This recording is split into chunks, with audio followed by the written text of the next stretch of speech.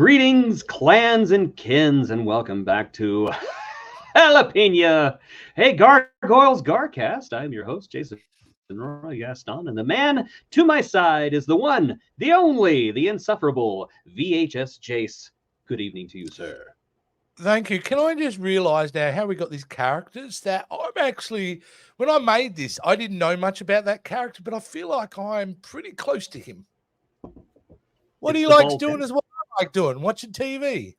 Yeah. And I'm a lot like this guy because I'm usually like passed out during the day. I also have a majestic voice. You do. You've got the not as majestic as the one and only Keith David, but I've got a pretty good one. Yeah, I've really got a bro crush on Goliath, to be honest with you. Yeah, you know what? I'm not even gonna. Yeah, totally. I would go gliding with him and just kind of hold on to that big arm and just do that the whole time. Yeah. Goodness, Goliath! I thought you became flesh during the day. That's still stone. My gosh. Yeah. I would start doing the lowest thing. The lowest. Oh yes. Can you read my mind? Totally. Do you know what it is you do to me? Except in Gargoyles, somebody would start shooting at you. Oh my gosh! So here we are. It's the first episode, not titled Awakening. This is the thrill of the hunt. And here we are introduced to more bad guys because there is this rotating roster of bad guys in the Gargoyles canon, and we're introduced to the first big lot of them. And I said last week that I did not like this episode. Have I changed my mind upon rewatching it? I watched it and I enjoyed it quite a lot. I think it had some really good messaging in it and quite sad. I will say that my opinion has changed, but I'm going to make you wait because first we've got to go over what goes down in this episode. First of all, Elisa and Owen arrive to the top of the Erie building.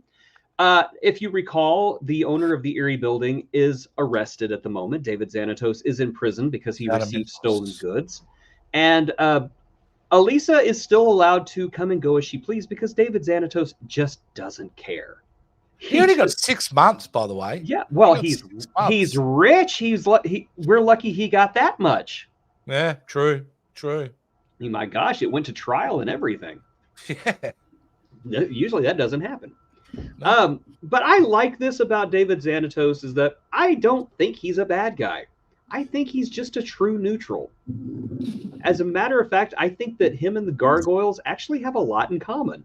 That they have the same goals. It's just they have the same goals for different reasons.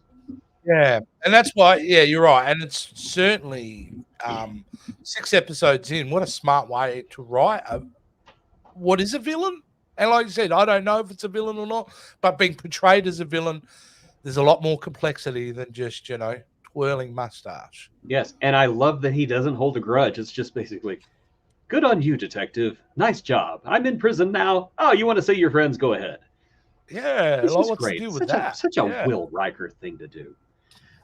So Elisa goes upstairs and is there just in time to see the Gargoyles erupt, and she tells them, "You can't stay here because David Xanatos is going to get out in 6 months, and he's probably going to smash you while you sleep." And Goliath is like, "No!" Because he's a drama queen. This is a home. We're going to leave a home. If I was Gargoyles, I'd be asking for some arthritis cream or something. Because come on, every time you wake up, you've been stuck in that weird position for your joints are going to be hurting at some point. Oh, absolutely. But it's got to be just an epic sleep, though.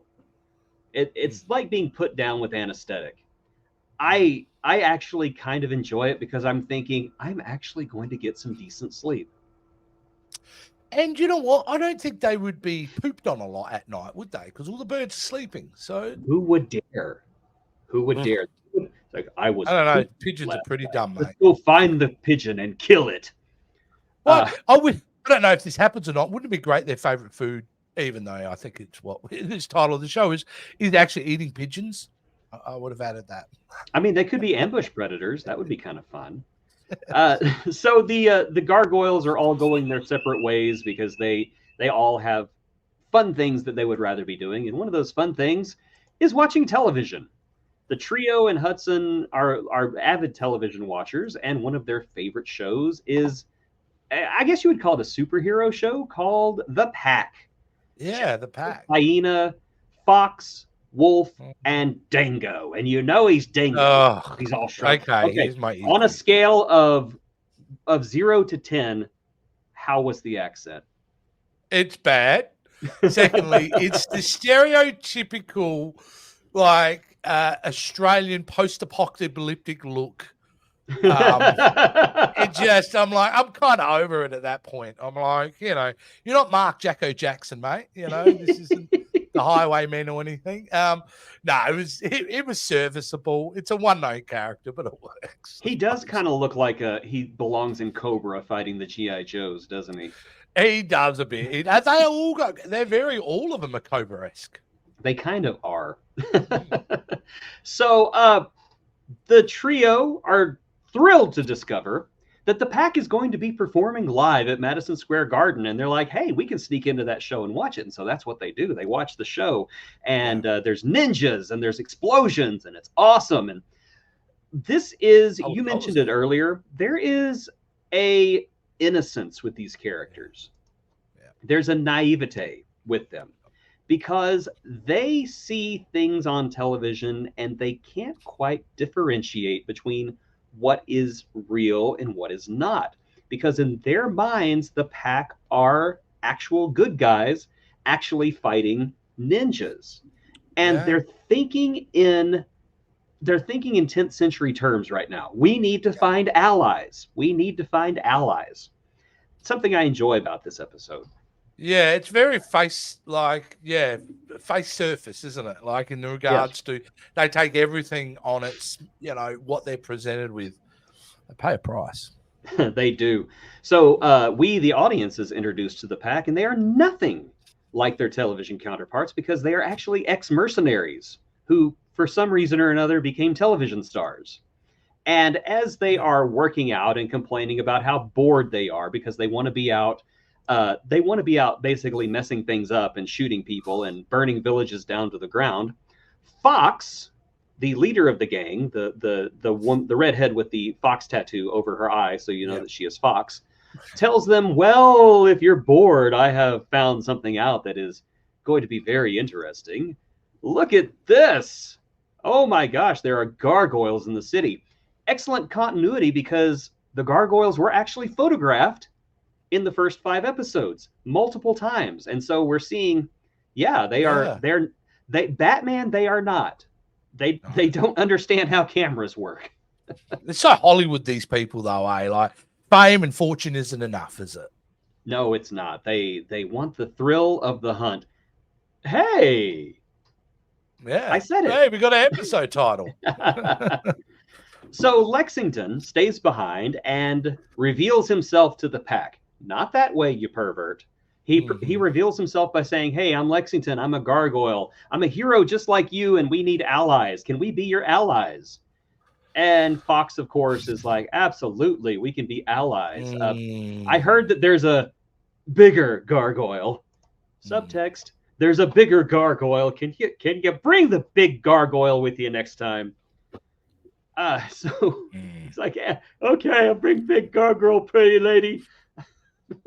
It's very manipulative. Of course, very manipulative. And it's telegraphed. We know straight away that this ain't going to work out well, but wow. That's not the story they're telling. That's all I got to say. I don't want to give up what I really want to talk about in this episode. Comes later in the episode. But yeah. Yeah. One of my favorite gags in Gargoyles so far. There's more later, but Lexington comes back to the Erie building and tells the other gargoyles, hey, I revealed myself to the Pack and they want to meet us. They want to meet us tomorrow. And he and Goliath get into an argument. Yeah. And Goliath says, we will talk about this later. And then they turn into stone, and then it flashes forward to the next day, and you hear Lexington goes, you bet we will. He was waiting all night to say that. Yeah. I didn't like that they froze like that. Yeah. I admire that level of pettiness that he was waiting all night to say that. So against his better judgment, and perhaps with his own bit of innocence and naivete, Goliath is talked into meeting with the gargoyles, with the pack, but only him. He's not going to reveal the other ones, which I think is smart. Smart character move. He and Lexington go to the studios, and oh no, what a shock! The pack is evil. They are there to fight them, and Wolf is actually kind of a physical match for Goliath, and I like that Goliath's strength has limits. He's not like Superman. He can be overpowered. I like that about all these characters. Oh, I think the most amazing thing was to make them glide, because it forces them in a situation they can't just fly away from. Yeah, the Gargoyles, despite the fact that they are just completely awesome characters, they have a lot of vulnerabilities. Yeah. A lot. They are basically helpless 12 hours out of the 24-hour cycle, and I think that is and they ain't bulletproof. Terrifying. No, they're not. They are not bulletproof. So what we get for most of the rest of the episode is a cat and mouse game between Lexington, Goliath, and the pack, and it culminates on a rooftop where I think Goliath is at his most badassiest because he starts picking them off one by one. It's almost like he's the alien in the Alien movies. Smart strategy right here. This shot right here, whenever he gets Hyena and like her arm just falls out. It's not her arm, of course, but it's her glove, because this is not TVMA. Her arm is basically thrown at the rest of the pack, and Hyena, which I think is funny because I think you find out in this episode that Hyena and Jackal are brother and sister. He was ready to book it. He didn't care. He's like, they got my sister. Let's get out of here. Okay. And then he disappears around a corner, and you just see Goliath's shadow just grab him and just beat him up. First of all, I want to know what these humans are made out of, because Goliath throws these two through a freaking brick wall. Yeah. And they should have been dead 4 times over, but no, they just get up and dust themselves off. Well, they're the pack. Yeah, I know they're the pack, but okay, really weird. So the showdown takes place in this studio, where of course there are cameras there. Goliath doesn't know what a camera is, so he's being filmed once again, and he and Wolf face off, and it's such a cool shot because Wolf throws a punch and Goliath catches it, and you just get this blur shot where it goes foreground, background, and Wolf is like, "Oh my God, I have messed up." And it's that internet meme. It was at this moment that Wolf knew he messed up. Yeah. So Wolf is dispatched with prejudice, and of course, I forgot her name. Fox. Fox grabs the nearest bikini model that she can find. Yep. And pulls a gun. She pulls a gun. It's not a bow and arrow. It's not a phaser. It's not a zap gun. It is a gun. It looks like a 9mm, to be honest with you. Yeah, I mean, this show did not mess around. It was basically gun. Yeah. So Goliath basically saves the day, and the pack are arrested and taken away. Well, you mentioned that scene, Jase. What was also great about that, you talked about photographers earlier. There's a photographer there. They're getting their pictures taken. Yep. Gargoyles. Which is great. Gargoyles terrorize bikini babes. It's so great that they haven't kept these characters like, humans never find them. Nope, you can't be flying around the skies and being who you are without at least photos being taken. And they address it early on, and it's good. Episode 14, Goliath's going to say, "What is a camera? Oh, no. You mean we've been this whole time? Oh, no. Elisa, why didn't you say anything? I thought you knew. Oh, no." Did they see me scratch my behind? Yeah, they totally did. They've been playing it on Access Hollywood. What is an Access Hollywood? What is a TMZ? What do you think the hunt got on Rotten Tomatoes? Do you think it was rotten or it was fresh, that show? Oh, it had to have been fresh. It would have been, eh? There were too many people in Madison Square Garden for it to be rotten. Yeah, and it just goes to show New York, which I'm coming to visit very shortly, seems to be populated with some interesting people. Absolutely, and most of them are voiced by Marina Sirtis, as you will find out.